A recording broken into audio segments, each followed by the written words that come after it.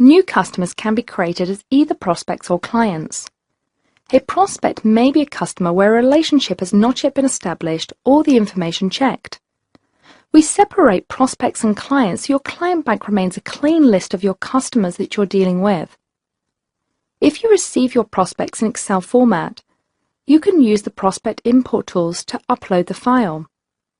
The format can be configured using the prospect import templates, where you can select the number of columns, what each column contains, including the format. During the prospect import process, the system will check for duplications to ensure you don't create the same prospect in the database twice.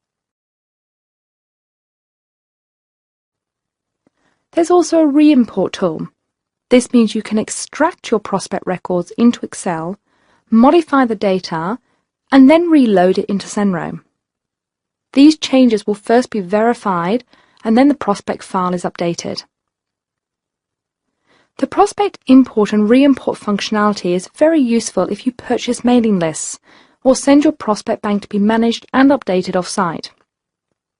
In the prospect bank, you have access to all your prospect records, including their partner details. Prospect files are less comprehensive than client files, but a prospect record still contains all their personal details, contact information, and a summary of their financial circumstances. When you've reached a stage where the prospect becomes a client, you can use the Prospect Convert tool. This will move the record from the prospect bank to your client bank and check again during that process that a duplicate does not already exist. If a duplicate is found during any process, such as the prospect import functionality or the prospect to client convert functionality, then record is checked to determine who owns the relationship and whether the user has permission to see or update the file. In the instances that a duplicate record belongs to another advisor and the user does not have permission to view or update it, then the same padlock you see in Create a Match will appear. This restricts any further action, unless the user elects for temporary but restricted access to the file and enters their reason for requesting it.